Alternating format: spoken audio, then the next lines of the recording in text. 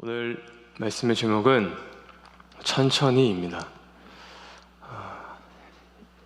21세기 현 사회를 정의하는 대표적인 키워드 중에 하나가 속도입니다. 정말 빠르게 변하는 세상을 우리가 살아가고 있습니다. 얼마 전에 저희가 들고 있는 스마트폰이 LTE가 나와서 와, 새로운 세상이다 감탄했을 적이 엊그제 같은데, 이제는 5G를 안 쓰면 구형 폰이 되어버렸고, 또 코로나라는 시대적인 상황이 있었지만 그 상황에 대처하기 위해 교회 역시도 빠르게 변하여서 이제는 대부분의 많은 교회가 온라인 예배를 병행하고 있습니다. 이처럼 빠르게 변화한다는 것은 여러모로 순기능이 있겠지만, 때로는 그 시기에 맞게 행해져야 되는 것들이 마땅히 행해지지 못하고 그 본질이 흔들려서 때로는 혼란을 야기할 때도 있는 것 같습니다. 이번 주 지난 주일이죠. 자람부 친구들과 같이 야외 예배를 갔었는데요. 더 추워지기 전에 공원에 가서 돗자리를 깔고 예배를 드리고 먹고 놀고 좀 즐거운 시간을 보냈습니다. 근데 선생님이 프로그램 중에 수건 돌리기를 준비를 하셨어요. 우리가 소풍을 가면 빠지지 않는 게임이잖아요. 그래서 너무 오랜만에 하는 게임이라 굉장히 재밌겠다 기대를 갖고 있었는데, 애들이 수건 돌리기를 못 하는 거예요. 할 줄을 모르는 거예요. 왜 그 수건을 놓으면 내가 그 수건을 잡고 그 사람을 잡으러 가야 되는데 역방향으로 뛰는 거죠. 그러면서 잡았다고 와 신나하고, 또 어떤 친구는 술래가 놓고 갔는데 앞에서 야 너 이렇게 사인을 주는데도 그냥 근데 왜 그게 무표정으로 있는 친구들도 있고, 기대했던 그림과 전혀 다른 그림이 펼쳐지니까 되게 당황했습니다. 그런데 그 전에 무궁화 꽃이 피었습니다 이 게임을 했는데 그건 잘 하더라고요. 그래서 이건 어떻게 알아 물어보니까 오징어 게임에서 봤대요 이렇게 말을 하는 거예요. 그러니까 그러면서 느낀 게 뭐냐면, 너무나 빠르게 우리 아이들이 이런 미디어나 그런 문화에 접하다 보니까 흙에서 뛰고 뒹굴고 다치면서 자라야 되는 이 시기가 퇴보하게 되고, 이제는 한정된 공간만 있으면 어떤 유튜브나 SNS를 통해서 그들이 놀이를 진행하는 것을 보면서 마땅히 그 나이에 해야 되는 것들이 할 수 없는 시기가 된 것을 느끼게 되는 것이죠. 그런 거를 보면 어쩌면 우리의 신앙이란 것은 시대의 흐름과는 반대로 역행하는 것 같기도 합니다. 세상이 빠르게 변화한다면 이에 비해 우리의 영혼은 그 변화가 굉장히 더디고요. 세상은 단 한 번에 바뀌고 뭔가 기적을 갈망하지만, 신앙은 사실은 굉장히 천천히 점진적입니다. 왜냐하면 사람의 변화, 그 사람의 변화, 그 상황의 변화, 그리고 믿음에 성숙해져 가는 것은 하나님의 주권에 있기 때문이죠. 그래서 하루아침에 새 사람으로 바뀌는 것이 아니라 우리가 날마다 예수님의 십자가 앞에 우리의 모습을 비추어서 내 어깨에 있는 고집의 견장을 하나씩 떼어버리고, 욕심의 방패를 던져버리고, 복수의 칼날을 떨어뜨려 놓기를 끊임없이 반복해야만이 조금씩 나를 둘러싼 이 옷들이 하나둘 벗겨지면서 우리가 예수를 닮아가는 것이 참된 그리스도인의 삶이지 않겠습니까? 하지만 문제는 그렇게 십자가 앞에 나의 모습을 비추어 허물을 벗기보다는 내가 경험한 신앙, 내가 알고 있는 신학, 그리고 내가 그동안 섬겼던 열정적인 그 헌신으로 인해서 나는 잘하고 있어, 나는 이것으로 충분해, 자신을 합리화하고 스스로 포장하고 갑옷같이 두꺼운 외투를 더욱더 입으려는 모습들이 오늘날 우리 안에 너무나 많다는 사실이죠. 요나가 그런 삶을 살았습니다. 선지자의 옷을 입었습니다. 사람들에게 명성을 익히 알려 있었고 종교적인 힘이 있는 선지자였습니다. 그런데 요나는 그 선지자의 옷을 가지고 순종의 도구로 쓰이는 것이 아닌 자기 합리화의 도구로, 불순종의 도구로 그 옷을 쓰고 있었습니다. 니느웨로 가라는 그 하나님의 말씀에 불순종하여 요나는 다시스로 향하고 있었어요. 결국에 하나님께서 그 불순종을 심판하시기 위해 제비를 뽑아 요나를 바다에 빠뜨리고 커다란 물고기에 갇히게 하시죠. 여러분, 요나가 그렇게 물고기에 갇히고 난 뒤 사흘이 지나고 난 다음에 하나님께 기도를 합니다. 서원을 해요. 그래서 하나님이 결국 그를 다시 육지로 뱉어 놓으시긴 하셨지만, 하지만 우리가 사실 요나가 물고기 뱃속에서 했던 그 기도를 보면 굉장히 형편이 없고 선지자로서의 모습이 아닌 것을 우리가 발견하게 됩니다. 요나서 2장 2절입니다. 2장 2절 말씀을 같이 한번 읽도록 하겠습니다. 함께 읽겠습니다. 이르되 내가 받는 고난으로 말미암아 여호와께 불러 아뢰었더니 주께서 내게 대답하셨고 내가 수월의 뱃속에서 부르짖었더니 주께서 내 음성을 들으셨나이다. 이 기도의 내용을 보면 지금 살려달라는 말은 해요. 내가 스올에서 부르짖고 내가 지금 받는 이 고난 때문에 기도를 하고 있습니다. 그 결과 주님께서 결국 들으셨어요. 그래서 9절에 요나가 또 이런 고백을 합니다. 9절 말씀 같이 읽겠습니다. 하나님이 뜻을 돌이키시고 그 진노를 그치사 우리가 멸망하지 않게 하시리라. 그렇지 않을 줄을 누가 알겠느냐 한지라. 하나님 살려주세요. 하나님, 제가 하나님께서 저를 살려주신다면 이후의 말씀을 보면 이 제사를 드려 서원을 주께 갚겠습니다. 주님, 구원은 당신의 손에 달려 있습니다. 이런 내용은 그의 기도의 고백에 있는데, 여러분, 정작 이 기도에 중요한 무엇이 빠져 있나요? 회개가 빠져 있습니다. 주님, 제가 지금 주님의 뜻을 떠나 나의 교만과 아집으로 인해서 내가 지금 이 수월에 있게 되었습니다. 주님, 저의 그 불순종을 용서해 주십시오. 가장 중요한 이 회개가 지금 요나의 기도에 빠져 있어요.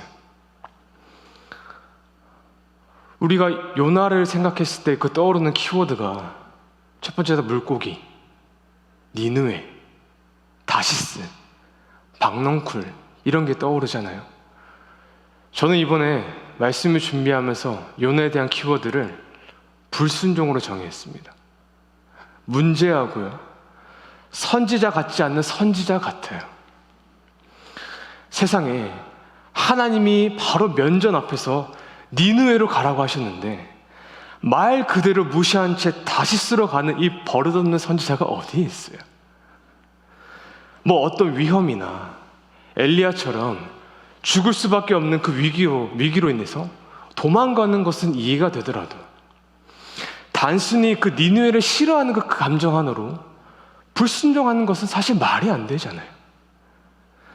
그러다 물고기에 갇혀 기도를 하는데 정작 해야 될 회개는 한마디도 안 한 채 살려달라고만 하는 게 어쩌면 요나는 선지자 중에 가장 고집이 세고 수많은 감투로 옷을 입은 모습으로 느껴지는 것이죠. 그런데 그런 요나도 오늘 본문에서 조금씩 아주 천천히 변화되는 것을 우리가 보게 됩니다. 오늘 본문 2절에서 4절까지 말씀입니다. 4절 같이 읽겠습니다. 일어나 저 큰 성읍 니느웨로 가서 내가 내게 명한 바를 그들에게 선포하라 하신지라. 요나가 여호와의 말씀대로 일어나서 니느웨로 가니라. 니느웨는 사흘 동안 걸을 만큼 하나님 앞에 큰 성읍이더라. 요나가 그 성읍에 들어가서 하루 동안 다니며 외쳐 이르되 40일이 지나면 니느웨가 무너지리라 하였더니. 아멘. 하나님께서 요나를 사랑하셔서 비록 회개가 빠진 기도를 할지라도 그 기도를 듣고 물고기 뱃속에서 구해 주셨어요. 그리고 나서 요나가 보인 순종이 무엇이냐면 니느웨로 가서 하나님이 말씀하신 말을 선포하는 것이었습니다. 우리가 그동안 이 부분에 대해서 어떻게 생각을 했냐면, 요나가 이제 달라졌구나. 이전에 자아로 충만해서 그 어떤 것도 불순종했던 선지자가 이제는 회심해서 바뀌었구나 라고 생각을 하기 나름이었는데, 사실 말씀을 자세히 보면 여러분, 지금 요나의 순종은 하나님의 기대치에 사실 미치지 못하는 순종이에요. 3절을 다시 한번 보실까요? 3절 말씀 보시면 니느웨는 사흘 동안 걸을 만큼 큰 성읍이었더라. 니느웨는 3일을 걸을 만큼 큰 성읍이었는데, 그런데 4절에 요나는 그 성읍을 들어가서 하루 동안 다니며 외쳐 이르되 40일 뒤에 니느웨가 무너질 것이다. 그러니까 사흘을 걸어야 할 만큼 큰 둘레 성읍을 곳곳이 돌아다니면서 하나님의 말씀을 전해야 되는 상황에 요나는 단 하루만 그냥 가운데로 쭉 질러가면서 그냥 이 말만 전한 거예요. 40일 뒤에 니느웨가 무너질 것이다. 여러분, 이게 복음인가요? 이게 선지자로서 할 수 있는 말인가요? 요나가 가서 전해야 될 내용은 니느웨의 회개잖아요. 그래야 하나님이 이 심판을 거두어 주실 것이다. 그런데 이 말을 요나가 하지 않고 그 나라의 왕이 하고 있습니다. 8절과 9절 말씀입니다. 같이 읽겠습니다. 사람이든지 짐승이든지 다 굵은 베옷을 입을 것이요 힘써 하나님께 부르짖을 것이며 각기 악한 길과 손으로 행한 강포에서 떠날 것이라. 하나님이 뜻을 돌이키시고 그 진노를 그치사 우리가 멸망하지 않게 하시리라. 그렇지 않을 줄을 누가 알겠느냐 한지라. 돌아와라. 사람이든 짐승이든 우리 모두 악한 죄에서 떠나서 하나님께서 돌아가자. 하나님께서 용서하실 것이다. 이렇게 요나가 이야기했어야 되죠. 그런데 고작 요나가 보인 순종은 이 온전함에 반의 반도 안 되는 작은 순종이에요. 사흘을 다닐 길을 하루만 다니고 회개를 선포하는 것이 아니라 어쩌면 저주와 심판을 던지고 갔을 뿐입니다. 그런데 참 의아한 부분이 무엇이냐면 이렇게 작은 순종을 했는데도 그곳에 회개가 일어났다는 사실입니다. 우리가 이성적으로 생각했을 때 요나를 보고 하나님의 대답은 야 요나야, 네가 지금 제정신이 아니구나. 이제는 물고기가 아니라 저 고래밥으로 가야 되겠다. 그래야 되는데 오히려 하나님은 질책이 아니라 그 작은 순종을 통해서 니느웨를 변화시키고 계셨다는 거예요. 단 한마디도 요나를 질책하지 않으셨어요. 아무런 그런 형편없는 말을 통해서 요나를 통해 니느웨의 회개를 하나님께서 일으키고 계셨다는 사실입니다. 5절과 6절에 이 말씀이 기록되어 있습니다. 5절 6절 같이 읽겠습니다. 니느웨 사람들이 하나님을 믿고 금식을 선포하고 높고 낮은 자를 막론하고 굵은 베옷을 입은지라. 그 일이 니느웨 왕에게 들리매 왕이 보좌에서 일어나 왕복을 벗고 굵은 베옷을 입고 제 위에 앉으니라. 요나의 그 터무니없는 말에 니느웨가 하나님을 믿고 금식을 하고 신분을 떠나서 심지어 왕까지 왕복을 벗고 굵은 베옷을 입었습니다. 여러분, 여기서 너무나 중요한 메시지가 무엇이냐면 요나가 선지자로서 너무나 초라한 순종, 반푼어치도 안 되는 그 순종을 보였지만 그 작은 순종에도 하나님은 하나님의 일을 온전히 하고 계셨다는 사실입니다. 마찬가지로 우리의 삶에 우리의 가정과 그 사람의 관계와 교회 안에 아주 초라한 순종의 걸음을 우리가 천천히 내디딜 때 하나님은 왜 그거밖에 못해? 그게 순종이야. 질책하지 않으시고 기다렸다는 듯이 하나님의 일을 온전하게 이루신다는 사실입니다. 여러분, 하나님은 기다리시는 분이세요. 우리에게 단번에 많은 것을 바뀌기를 기대하지 않으세요.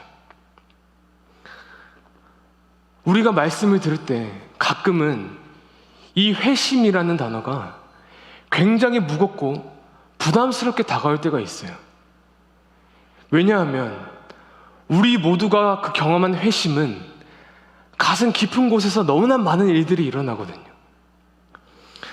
난생 경험하지 못한 그 뜨거운 온도에 눈물을 흘리면서 이전에 죄를 즐기고 교만하게 살았던 내 모습이 보이면서 그 후에 그 죄책감, 그 아픔을 어떻게 표현할지를 모르겠어요. 땅을 치면서 가슴을 치면서 통곡하고 가슴을 찢으면서 회개를 하죠. 그렇게 함으로 우리의 마음을 돌이킵니다. 회심을 하는 겁니다. 그렇게 회심을 하게 되면 환상을 꿈꾸게 돼요. 세상이 아름다워 보이고 늘 보았던 가족이 달라 보이고 무엇을 맡기고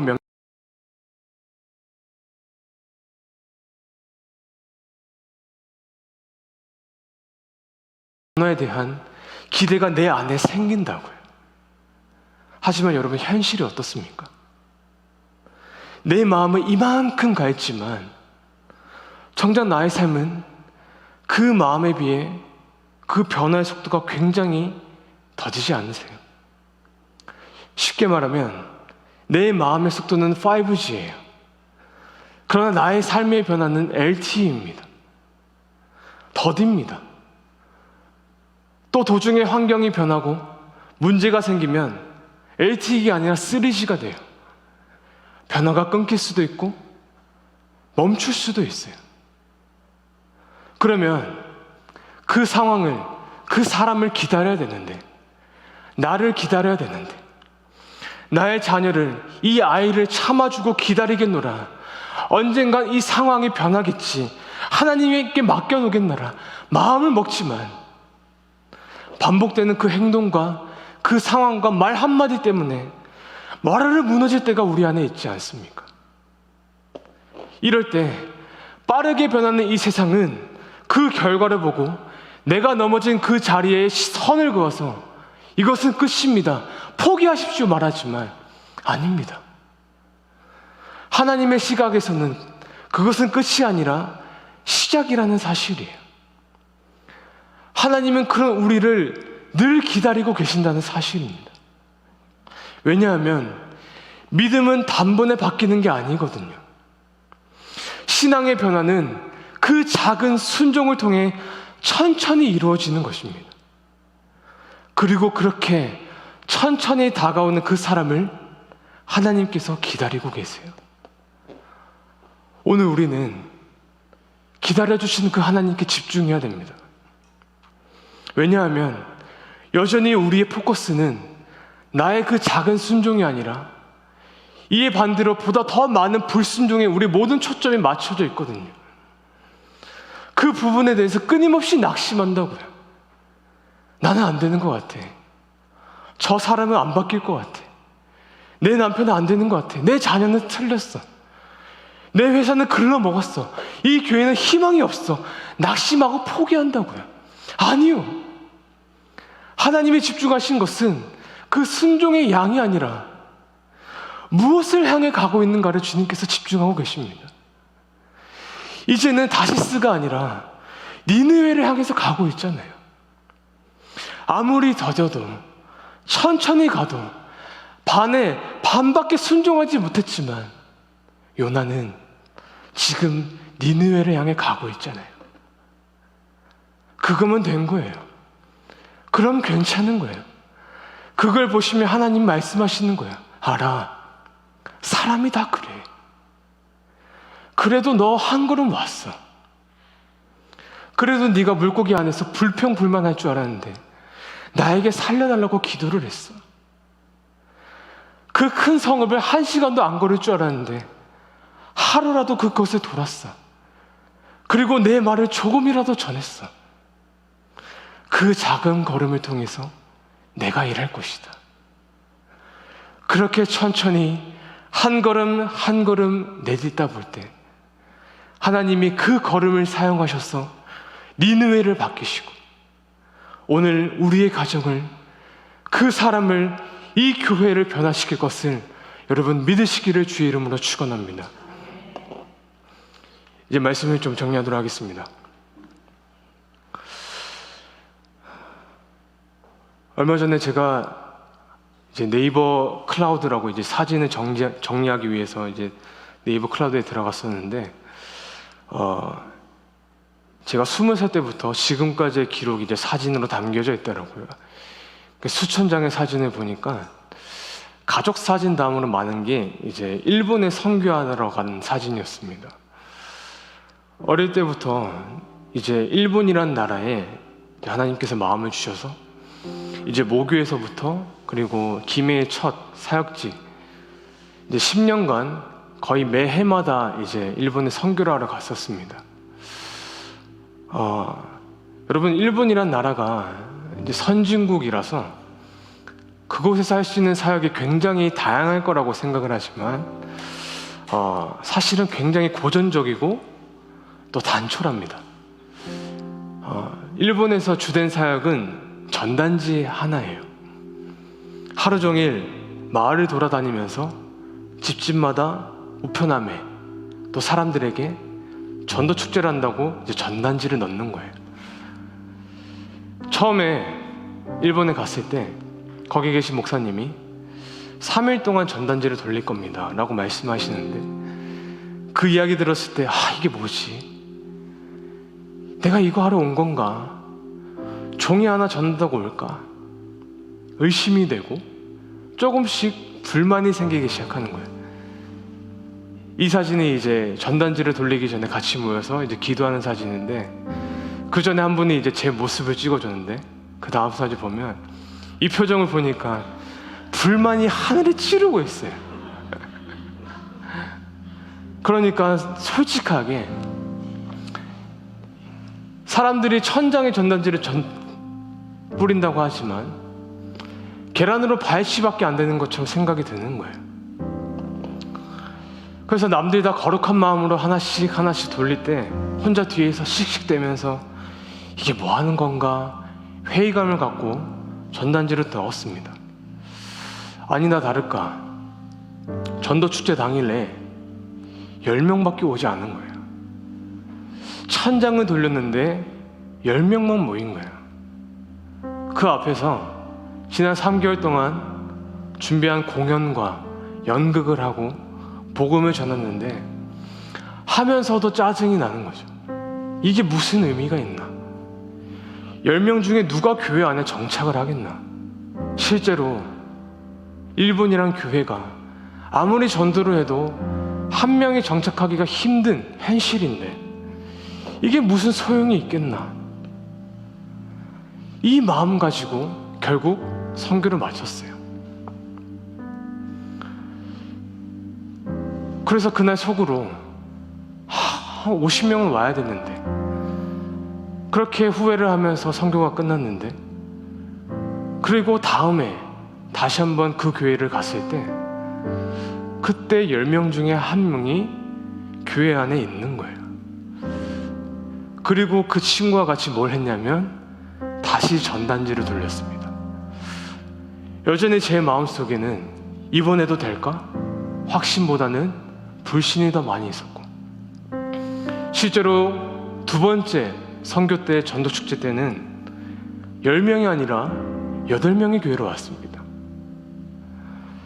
왔으니까 준비한 공연을 해야 되잖아요.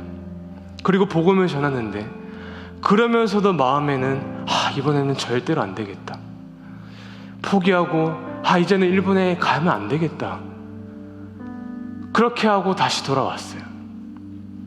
그리고 나서 한 달 뒤에 그곳에 계신 목사님께서 연락이 오셨는데, 이번에도 1명이 정착을 했고 그 친구의 동생도 교회를 나오기 시작했다고 연락을 주시는 거예요. 올해가 그로부터 10년이 지난 시점입니다. 제가 최근에 그렇게 온 친구들과 오랫동안 교류를 했다 보니까 최근에 그 친구들에게 안부차 연락을 했어요. 잘 지내냐? 이제 다 결혼을 하고 자녀를 낳고 대학생에 있던 친구들은 어느새 이제 부모가 되어버렸습니다. 그러면서 이런저런 이야기를 하다가 마지막에 한 친구가 이런 말을 하는데 굉장히 놀랐습니다. 일본 친구들이 저를 이제 쿠주라고 부르는데 이런 말을 하는 거예요. 쿠주상, 와타시와 마다 지라시오 마시떼이마스. 아직도 저는 전단지를 돌리고 있습니다. 출가를 하면서 다른 곳에서 신앙생활을 하지만 여전히 그곳에서 주말마다 퇴근길에 전단지를 돌리며 교회를 소개하고 복음을 전하고 있다고. 그날 한국에서 온 청년들이 나누어준 그 전단지 덕분에 나는 교회로 오게 되었고 하나님을 믿게 되었습니다. 이 말을 하는데 그동안 불신하고 믿지 않았던, 의심하였던 내 스스로가 너무나 부끄럽고 또 많은 위로가 되는 거예요.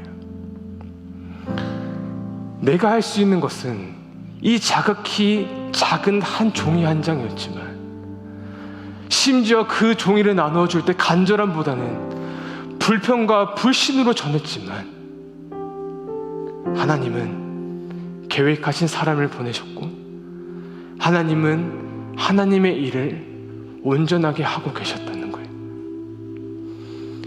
요나는 작은 순종이었지만 그 나라의 왕과 백성은 최대로 변하였고 하나님은 완벽하게 니느웨를 향한 하나님의 일을 하고 계셨습니다. 여러분, 비록 작은 순종일지라도 아무 의미 없이 느껴질지라도 니느웨로 향하고 있다면, 우리가 하나님의 나라를 향하고 있다면 하나님은 그 순종을 들어 쓰신다는 사실입니다. 우리는 하나님의 사람입니다. 하나님의 사람은 하나님의 일을 해야 되는 사람입니다. 구제를 하고 전도를 하고 사람을 위로하고 그들에게 복음을 전해야 됩니다. 서툴고 보잘것없이 느껴지고 그 안에 뚜렷한 열매가 없고 변화가 없어 실망하고 포기할 때 괜찮습니다. 그래도 괜찮습니다. 더디고 천천히 오더라도 괜찮습니다. 잠시 멈추고 쉬더라도 괜찮습니다. 천천히 가더라도 우리는 니느웨를 향해서 가고 있잖아요. 그것이 부족한 순종일지라도 십자가의 길을 바라보면서 가고 있다면 우리 안에 착한 일을 시작하시는 이가 하나님의 일을 이루실 것입니다. 오늘 비록 작은 시작일지라도 아주 작은 그 순종의 발걸음에 하나님이 일하실 겁니다. 오늘 가지고 나온 그 기도의 제목과 그 사람과 이 상황 가운데 하나님이 일하실 것입니다. 그러니 조급해하지 말고 흔들려도 포기하지 말고 니느웨를 바라보며 십자가의 길, 그 순종의 삶을 한 걸음 한 걸음 걸어가시는 저와 여러분이 될 수 있기를 우리 주님의 이름으로 간절히 축복합니다.